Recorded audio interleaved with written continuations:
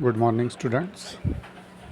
So, during our last couple of periods, we have started a poetry section, and in that section, so far, we have completed 4 poems. Now, today, I would like to start a new poem, that is 2.5, Father Returning Home, composed by or written by a famous Indian poet, Mr. Dilip Chitre.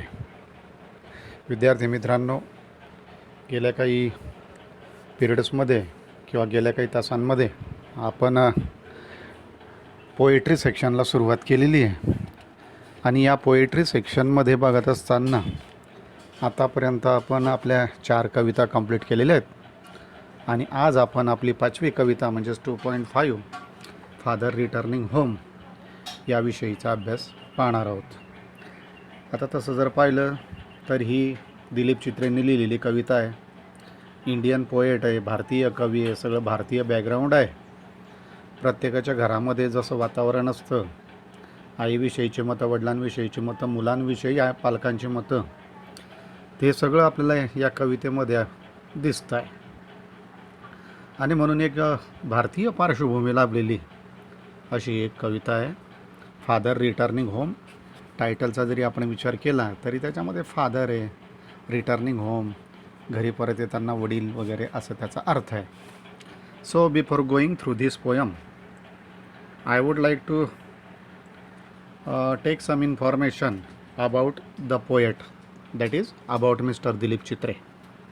And in this case we can say that Dilip Chitre, in bracket 1938 to 2009, this is his career period, life period. So Dilip Chitre यांचा जन्म 1938मध्ये झालेला आहे आणि त्यांचा मृत्यू, त्यांचा देहांत 2009मध्ये झालेला आहे. So Dilip Chitre was a celebrated bilingual poet and translator with a remarkable work in Marathi and English. So first of all try to understand the meaning of difficult words in this sentence. The first statement about this person was he was a celebrated bilingual poet. Bilingual म्हणजे द्विभाषी. आता भारतीय कवी आहेत म्हणजेच इंग्रजी मराठी याचं combination त्यांच्या लिखाणामध्ये आपल्याला पाहायला मिळतं. Being Indian, it was his first duty to write poems in Marathi and then he translated his poems into English and that's why he is called as a bilingual poet. म्हणजेच त्याला बायलिंग्वलचा अर्थ आहे मित्रांनो द्विभाषी, 2 भाषेमध्ये कविता लिहिणारा. So Dilip Chitre was a celebrated bilingual poet and translator with a remarkable work in Marathi and English. इंग्रजीमध्ये मराठीमध्ये अत्यंत उल्लेखनीय असं कार्य करणारे ट्रान्सलेटर होते ते. ट्रान्सलेटर म्हणजेच काय, भाषांतर करणारे. इंग्रजीतल्या मराठीतल्या कविता इंग्लिशमध्ये केलेल्या आहेत त्यांनी बऱ्याचशा.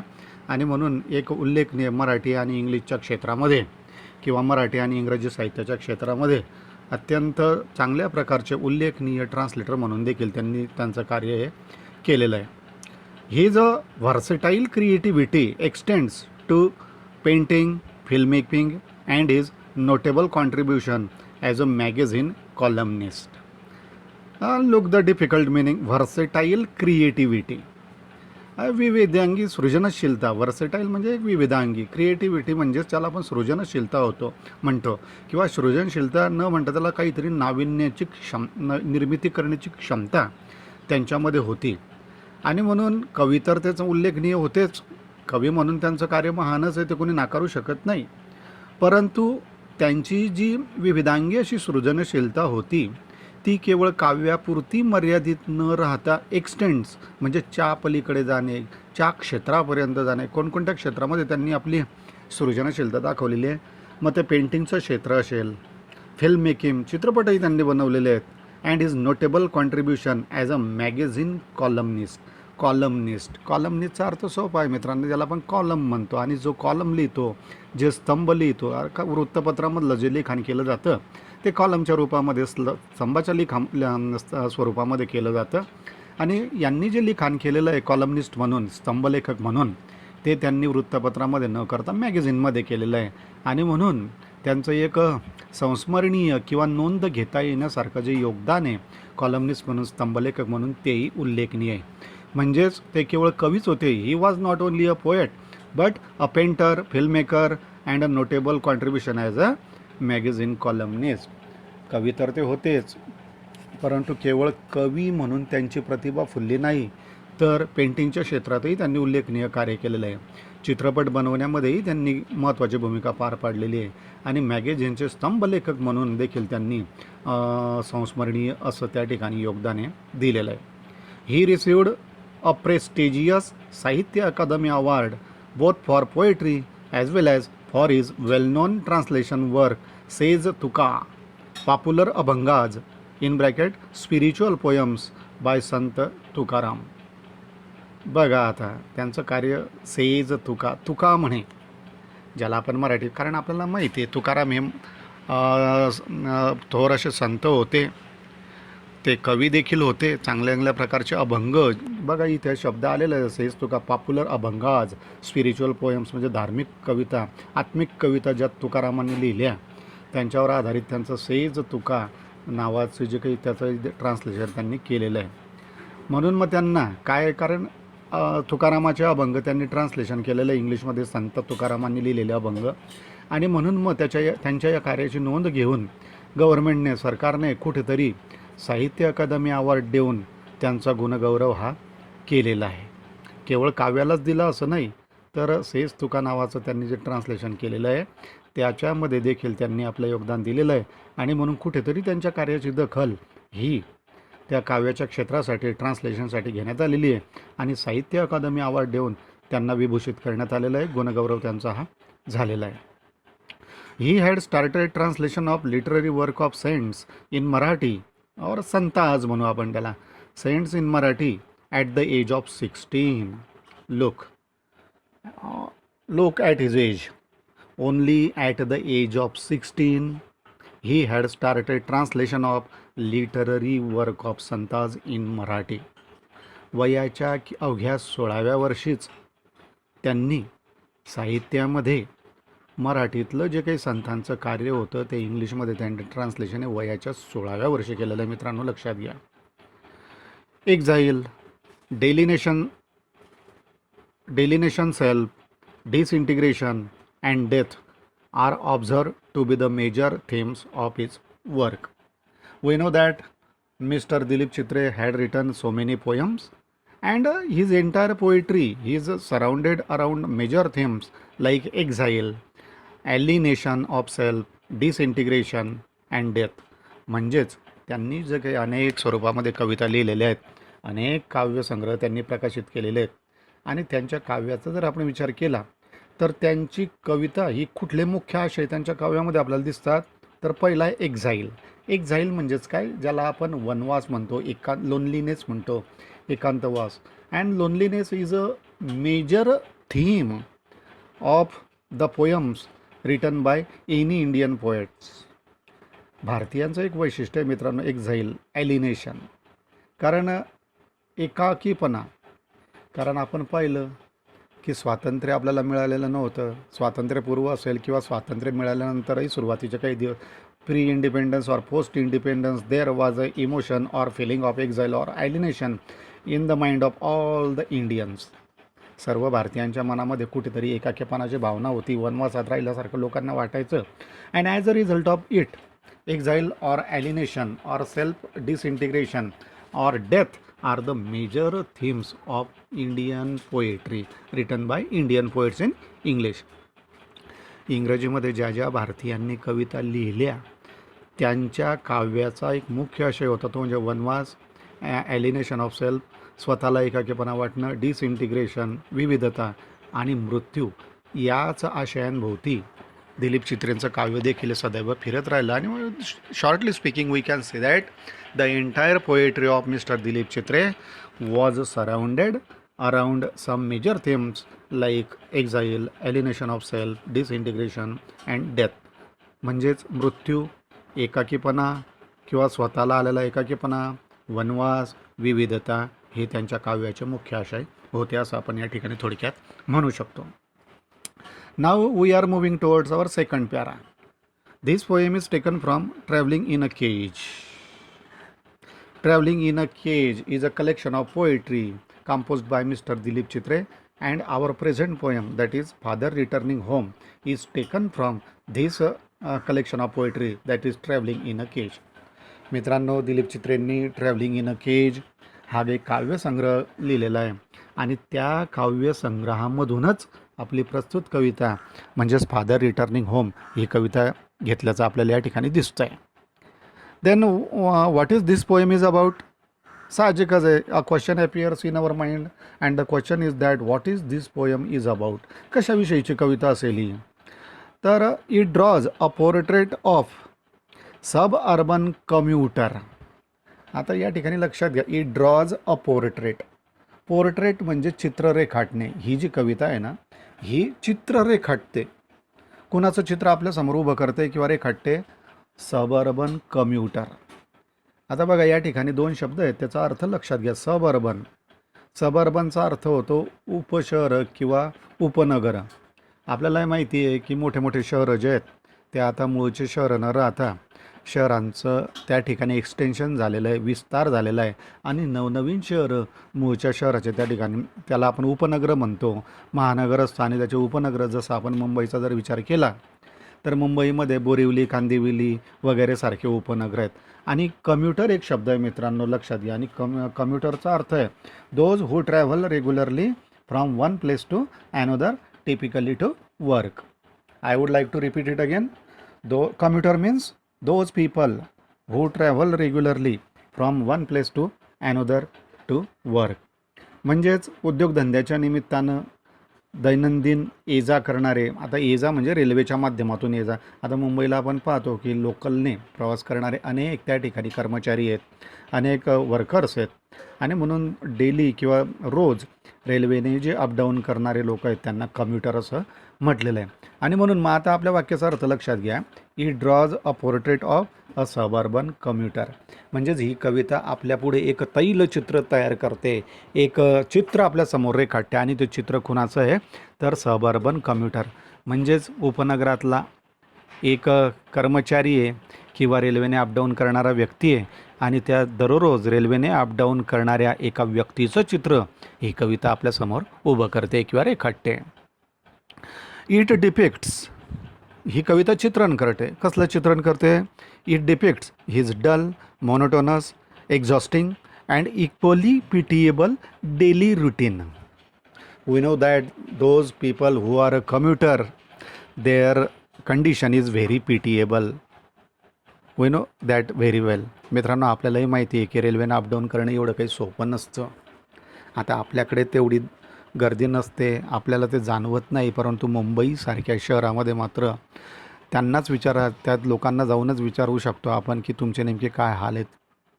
डेली रुटीन म्हणजे दैनंदिन जे काही कार्य असतं त्या हे कार्य करत असताना किंवा अपडाऊन करत असताना त्या व्यक्तीचं, ज्यांचं कुणाचं व्यक्तिचित्र इथे रेखाटलेलं आहे, त्या व्यक्ती डल, मोनोटोनस म्हणजे कंटाळवाणं, थकवा आणणारं आणि तितकीच दयनीय अवस्था आहे डेली रुटीन त्यांचं. म्हणजेच दैनंदिन कार्य पार पाडत असताना या उपनगरांमधले जे प्रवासी असतात, हे अपडाऊन करणारे लोक असतात, त्यांचं कंटाळवाण्या जीवनाचं चित्रण ही कविता करते. It describe a forced alienation at home which is reflected through the stale food and lack of sharing. Look, now we can understand the pitiable condition of these commuters. It describes a forced alienation at home. मित्रांनो, या ठिकाणी लक्षात घ्या की ही कविता आणखी कशाचं वर्णन करते. महत्त्वाचा शब्द आहे forced alienation at home. Though we are living in a big family but still we suffer from forced alienation. बऱ्याच वेळेला आपण असं म्हणतो की 4 लोकांमध्ये राहिल्यानंतर आपला एकाकीपणा दूर जातो, परंतु या ठिकाणी महत्त्वाची गोष्ट इट डिस्क्राईब फोर्स्ड ॲलिनेशन, बळजबरीने. ॲलिनेशन कुठे येते, एकाकीपणा कुठे जाणवतो त्या व्यक्तीला? ॲट होम, घरी असलेला एकाकीपणा. Which is reflected. आणि हा जो त्या व्यक्तीला आलेला एकाकीपणा आहे, कंटाळवाणेपणा आहे, तो कशातून दिसून येतो? थ्रू द स्टेल फूड. स्टेल फूड मीन्स ज्याला आपण शिळी भाकर म्हणतो. कारण रेल्वेचं वेळापत्रक या लोकांना माहीत जरी असलं तरी वेळेवर रेल्वे येतातच असं नाही. आणि म्हणून घरी जर एखाद्या वेळेला यायला उशीर झाला तर त्यांना ताजा स्वयंपाक खायला मिळतोच असं नाही. आणि म्हणून मग त्या ठिकाणी शिळी भाकरी त्यांना खावी लागते, शिळं जेवण त्यांना करावं लागतं. आणि पुढे कवितेमध्ये स्टेल फूडचा उल्लेख आपल्या त्या ठिकाणी आलेला आहे. आणि म्हणून या व्यक्तीचं जे एकाकीपण आहे, त्याची जी दयनीय अवस्था आहे, ते त्याची अशी अवस्था आहे आपण कशातून म्हणू शकतो? कारण बाशी शिळं अन्नाचा उल्लेख झालेला आहे. Lack of sharing. कुणी विचारांची देवाणघेवाण या व्यक्तीला करत नाही. आपल्यालाही माहिती आहे की पालक दिवसभर घरी नसतात आणि म्हणून एक प्रकारचं कम्युनिकेशन पालकांसोबत जे व्हायला पाहिजे ते बऱ्याचशा मुलांचं होत नाही. आणि म्हणून लॅक ऑफ कम्युनिकेशन जे आपण म्हणतो, लॅक ऑफ शेअरिंग. वास्तविक दिवसभर वडील उद्योगधंद्याच्या निमित्तानं बाहेर असतात. घरी परत आल्यानंतर पालकांची अशी अपेक्षा असते की दिवसभर जे काही घडलं ते आपल्या कुटुंबियांनी आपल्यासोबत शेअर करावं, आपल्याला विचारांची देवाणघेवाण करावी. परंतु ह्या व्यक्तीच्या घरामध्ये तशी विचारांची देवाणघेवाण कुठेही आपल्याला दिसत नाही. आणि त्यातल्या त्यात शिळं अन्न खाणं. आणि म्हणून शिळं अन्न खाणं कोणी सांगत नाही, काय झालं, कसं झालं, मनातल्या भावना कोणी त्यांच्याजवळ व्यक्त करत नाही. आणि अशा परिस्थितीमध्ये या कम्युटरला, या अपडाऊन करणाऱ्या व्यक्तीला साहजिकच त्या ठिकाणी थोडंसं एकाकीपण जाणवणार, हे तितकंच सत्य आहे. His children refuse to share their joys and sorrows with the hardworking father who as a result is forced to retire into solitude. बघा आता तेच पुढे आलेलं आहे. बघा काय म्हणतोय आपल्याला या ठिकाणी कवी, काय माहिती दिलेली आपल्याला. ही चिल्ड्रेन रिफ्यूज, त्याची मुलं नाकारतायत. काय त्या व्यक्तीची मुलं काय नाकारतायत? To share their joys and sorrows with the hardworking father. घरी परत आल्यानंतर कष्ट करणाऱ्या वडिलांना असं वाटतं की मुलांनी त्यांचा आनंद असेल, जो काही दुःख असेल ते आपल्यासोबत शेअर करावं, त्यांनी घेवाणदेवाण करावी विचारांची. परंतु त्याची मुलं तसं करत नाही. म्हणजे वडिलांपासून सगळं त्या ठिकाणी हाईड करण्याचा प्रयत्न ते करतायत, लपवण्याचा प्रयत्न ते करतायत. ॲज अ रिझल्ट, आणि मग त्याचा परिणाम काय झाला? Is force to retire into solitude. आणि म्हणून मग अपेक्षा होती की मुलांनी आपल्याला सगळं काही सांगावं, भावभावना आपल्याजवळ व्यक्त कराव्या, परंतु तसं त्याला घरामध्ये जाणवत नाही. आणि म्हणूनच मग तो कशाकडे वळतो? Retire into solitude. Solitude म्हणजे जे एकाकीपणाकडे तो त्या ठिकाणी वळवतो आहे. साहजिकच एकाकीपण त्याच्या आयुष्यामध्ये निर्माण होतं आहे. This very painful loneliness is a symbol of man's isolation from the materialistic man made world. बघा आता या ठिकाणी शेवटची ओळ जी ती बरंच काही सांगून जाणारी आहे. This very painful loneliness. आता हा जो काही यातनामय असा जो काही एकाकीपणा त्या व्यक्तीला आलेला आहे, ते म्हणजे इज अ सिम्बॉल ऑफ, कशाचं प्रतीक आहे ते? Man's isolation from the materialistic man-made world. Materialistic man-made world. आता आपल्या जगाचा जर विचार केला तर मुळामध्ये हे जग एवढं भौतिकवादी होतं का? एवढ्या सगळ्या लक्झरियस लाईफ आपण जगत होतो का? नाही. तर निसर्गाच्या मार्गाने जे काही जीवन जगण्याची आपली पद्धती होती त्यापासून आपण लांब गेलेलो आहे. आणि माणसाने बनवलेलं हे जे भौतिकवादी जग आहे, केवळ घरातल्या कुटुंबियांपासूनच माणसाला एकाकीपणा येतं असं नाही, तर माणसाने बनवून ठेवलेलं हे जे भौतिकवादी जग आहे, त्या जगामुळे देखील आपल्याला एकाकीपणा हा जाणवत असतो. आणि याचा अनुभव आपण नेहमी घेतो. जरी आपण गर्दीमध्ये असलो, बघा 10-15 लोक एकत्रित ग्रुपने बसलेले असतात, परंतु आजही आपण मटेरियलिस्टिक वर्ल्ड, याचा अर्थ मी तुम्हाला त्या ठिकाणी सांगतो आहे की 10-15 लोक कुठेतरी एकत्रित बसलेले असले तरी प्रत्येकजण आपापल्या मोबाईलमध्येच त्या ठिकाणी व्यस्त असतो. वास्तविक 10-12 लोक एकत्रित आल्यानंतर विचारांची देवाणघेवाण झाली पाहिजे, एकमेकांचे भावभावना समजून घेण्याचा प्रयत्न झाला पाहिजे. परंतु जरी 15 लोक एकत्रित बसले तरी जो तो आपापल्या मोबाईलमध्येच गुंतलेला आपल्याला त्या ठिकाणी जाणवतो. आणि म्हणून मग एकत्र असून देखील त्या ठिकाणी काय निर्माण होतं? आपल्या मनामध्ये एकाकीपणा निर्माण होतो, हे आपण त्या ठिकाणी म्हणू शकतो. So after completing the paras about mister Dilip Chitre, I would like to move towards our poem and the title of this poem is father returning home. मित्रांनो, आता दिलीप चित्रेंविषयीची माहिती आपण पाहिल्यानंतर, कारण बराचसा कवितेचा अनुभव त्याच्यामध्ये आपल्या लक्षात आलेला आहे की what is the major theme of this poem. Who is a major character in this poem, what is his condition in his family as well as outer world. मित्रांनो, हे 2 पॅरेग्राफ किंवा पर्टिक्युलरली दुसऱ्या पॅरेग्राफचा अभ्यास केल्यानंतर आपल्याला त्या ठिकाणी जाणवतं की या कवितेतला मुख्य व्यक्ती, मुख्य पात्र कोण आहे, त्याची घरामध्ये आणि घराबाहेर काय अवस्था आहे, कशामुळे त्याच्या मनामध्ये एकाकीपणा येतो आहे, ह्या गोष्टींची थोडीशी पुसटशी कल्पना आपल्याला त्या ठिकाणी आलेली आहे. आणि आता आपण प्रत्यक्ष कविता, now I would like to read this poem word by word and line by line. प्रत्येक शब्द आणि प्रत्येक ओळीचा अर्थ मी तुम्हाला आता या ठिकाणी सांगण्याचा प्रयत्न करतो आहे. So see the first few lines. My father travels on the late evening train, standing among silent commuters in the yellow light. Yellow light. Suburbs slide past his unseeing eyes. His shirt and pants are soggy and his black raincoat stained with mud and his bag stuffed with books is falling apart. Here is a full stop now. बघा मित्रांनो, आता पहिली ओळ आपण बघूया. My father travels on the late evening train. कवी सांगतायत की त्यांचे जे वडील आहेत, आता या ठिकाणी माय फादर म्हणजेच कवींचे वडील असं आपण या ठिकाणी गृहीत धरूया. My father travels on the late evening train. संध्याकाळी उशिरा धावणाऱ्या रेल्वेने त्याचे कवींचे वडील प्रवास करतायत.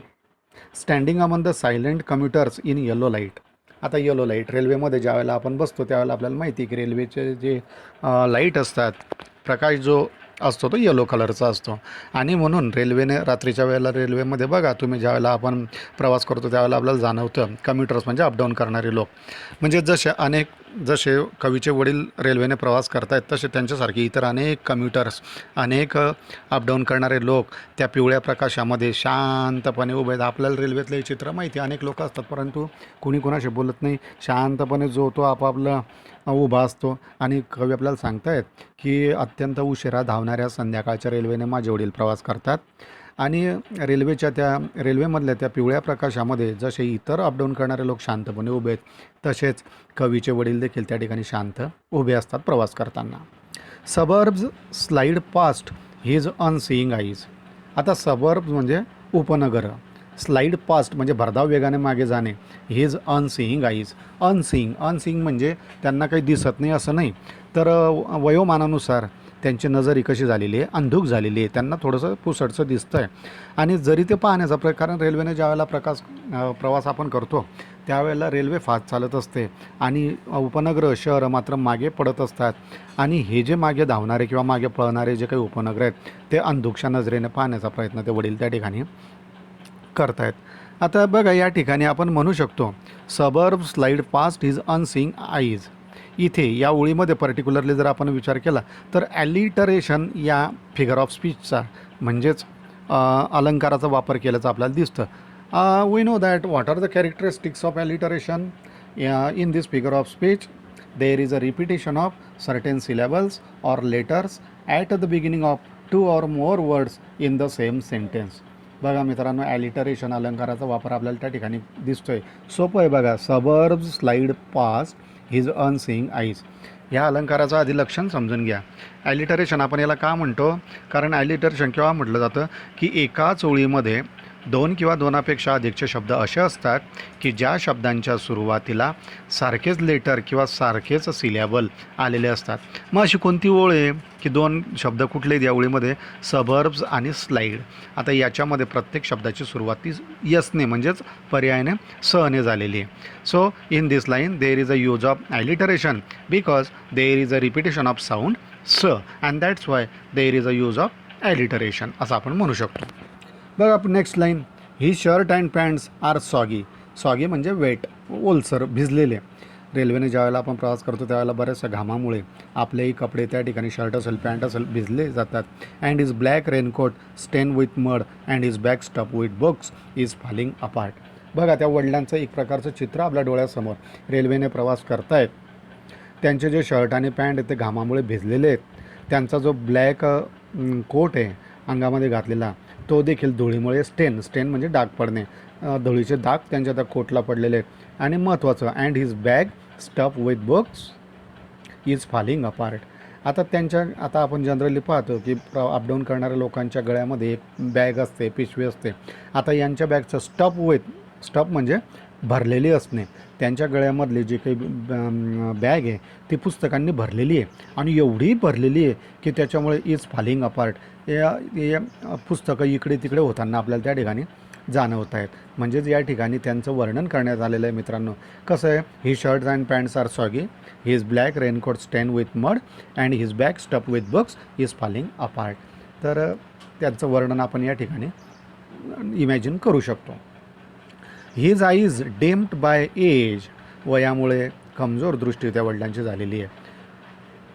फेड homeward through the humid monsoon night. बघा आता या ठिकाणी फेड म्हणजे उबगलेला, कंटाळलेला. Fade homeward through the humid monsoon night म्हणजेच त्या आर्द्रता, ह्युमिड म्हणजे आर्द्रता. कारण आपण म्हणतो दमटपणा असलेल्या त्या मान्सूनमधला. आता आपल्यालाही माहिती आहे की ज्यावेळेला पावसाळा असतो परंतु पाऊस पडत नाही, ऊन चमकत असतं, त्याच्यामुळे वातावरणामध्ये आर्द्रता निर्माण होते, ह्युमिडिटी त्या ठिकाणी निर्माण होते. आणि अशा या उबगलेल्या अशा या वातावरणामुळे आता मुंबईची आपण कल्पना करू शकतो की मुंबईला जर तुम्ही 5 मिनटं जरी पायी चालले तरी अंगाला त्या एक चिकटसा असा घाम त्या ठिकाणी आपल्याला नेहमी जाणवतो. आणि अशा या अवस्थेमुळे वडील देखील उबगलेले आहे. तर सी द नेक्स्ट लाईन नाव. पुढची ओळ आपण आता या ठिकाणी बघूया. Now I can see him getting off the train. बघा आता कवी आपल्याला सांगतात now I can see him getting off the train, OFF. आणि कवी सांगतायत की मी आता त्यांना पाहू शकतो. कसं? गेटिंग ऑफ द ट्रेन, रेल्वेतून उतरताना मी त्यांना त्या ठिकाणी पाहू शकतो आहे. बघा आता परंतु ती पाहण्याची जी प्रक्रिया आहे ती कशाची आहे? कारण या ठिकाणी फिगर ऑफ स्पीच अलंकाराचा वापर आहे मित्रांनो. Like a word dropped from a long sentence. Wow. Now I can see him getting off the train like a word drop from a long sentence. Can you tell me which figure of speech is used in these 2 lines? Which are those lines? Now I can see him getting off the train like a word dropped from a long sentence. We know that here in these 2 lines there is a use of simile. So what are the characteristics of simile? There is a direct comparison between 2 different things. मित्रांनो या 2 ओळीमध्ये simile म्हणजेच उपमा अलंकाराचा वापर केल्याचं आपल्याला दिसतंय. बघा आता नाऊ आय कॅन सी, मग कोणत्या त्या 2 गोष्टी आहेत? Now I can see him getting off the train like a word drop from a long sentence. म्हणजे एखाद्या लांबलचक वाक्यामधून एखादा शब्द जसा गळून पडावा तसं त्या ठिकाणी ट्रेनमधून कोण गळून पडल्याचं त्याला दिसतंय? वडील. म्हणजे एखादं लांबलचक वाक्य असतं बघा, आणि लांबलचक वाक्यामधून एखादा शब्द जसा अलगद गळून पडावा तसंच ट्रेन देखील लांबलचक असते आणि त्या लांबलचक रेल्वेमधून त्याचे वडील अलगद उतरताना दिसतात. आणि म्हणून एखाद्या वाक्यातून अलगद पडणाऱ्या किंवा निखळणाऱ्या शब्दांशी रेल्वेतून उतरणाऱ्या वडिलांची तुलना त्या ठिकाणी केलेली आहे. आणि म्हणून मग या ठिकाणी कोणता अलंकार वापरलेला आपल्याला दिसतो आहे? सिमिली अलंकाराचा वापर. Now try to underline these 2 lines because these 2 lines are very important from the point of view of figures of speech. मित्रांनो या ठिकाणी तुम्हाला नक्कीच या कवितेवर जर समजा पहिला पार्ट या कवितेचा पेपरमध्ये आला तर नक्कीच ओळ त्या ठिकाणी विचारली जाण्याची शक्यता आहे. आणि म्हणून तिथे अंडरलाईन करून घ्या आणि बाजूला बारीक अक्षरामध्ये सिमिली, आणि सिमिली म्हणजे काय हे तुमच्या लक्षात आता आलेलं आहे. He hurries across the length of the grey platform. Grey platform म्हणजे काय? फिकट प्रकाश. आता रेल्वेचा जो प्लॅटफॉर्म असतो तिथे काही भलतंच चमकदार किंवा ब्राईट लाईट असतात असं नाही, फिकटचा प्रकाश त्या प्लॅटफॉर्मवर असतो. He hurries across the length of the grey platform. आता रेल्वेतून उतरल्यानंतर प्लॅटफॉर्मवर वडील उतरतात आणि त्या ठिकाणी प्लॅटफॉर्म क्रॉस करून कुठेतरी बाहेर पडण्याचा लगबगीने त्या हरीज म्हणजे काही करतायत, प्लॅटफॉर्मवरून बाहेर पडण्याचा त्या ठिकाणी ते प्रयत्न करतायत. बघा आता cross the railway line enters the lane. Cross the railway line, enters the lane. His chappals are sticky with mud but he hurries onwards. बघा आता प्लॅटफॉर्मवरून बाहेर पडताना लगबगीने ते बाहेर पडण्याचा प्रयत्न करतायत. Crosses the railway line, enters the lane, he chappals are sticky with mud but he hurries onwards. म्हणजेच रेल्वे प्लॅटफॉर्मवरून रेल्वे लाईन ते क्रॉस करतायत आणि रेल्वे लाईन क्रॉस केल्यानंतर बाहेर रोडने त्या रोडवर ते येत आहेत. बघा आता ह्या ज्या 2 ओळी आहेत कोणत्या, he hurries across the length of the great platform, crosses the railway line, enters the lane. ह्या ज्या 2 ओळीत मित्रांनो, याच्यामध्ये अँटी क्लायमॅक्स हा अलंकार वापरलेला आहे. So what are the characteristic of anticlimax in this figure of speech? All the ideas are presented in a descending order. उतरत्या क्रमाने सगळे शब्द मांडले जातात.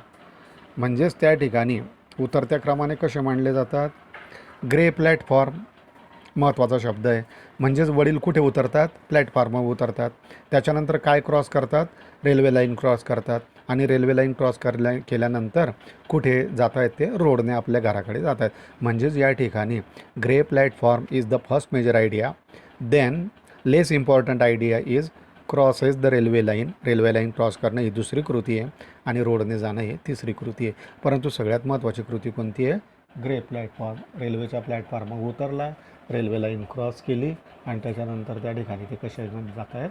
Railway line. So grey platform, railway line and lane हे 3 शब्द आहेत. परंतु सगळ्यात महत्त्वाची कल्पना आणि म्हणून डिसेंडिंग ऑर्डर म्हणजे काय? उतरत्या क्रमाने त्या ठिकाणी मांडणी केलेली आहे आणि म्हणून मग या 2 ओळींमध्ये अँटी क्लायमॅक्स अलंकाराचा वापर झालेला आहे. So again his condition, he chappals are sticky with mud but he hurries onwards. आता धुळीमुळे त्याच्या चपला देखील त्या ठिकाणी निसरड्या झालेल्या आहेत, परंतु तरी देखील घरी जाण्याची घाई त्या ठिकाणी वडील करताना आपल्याला दिसत आहेत. So this is the first section of this poem and now I would like to continue this poem in the next coming period. So now I would like to stop here. So we can see the second part of this poem in the next coming period. Thank you very much.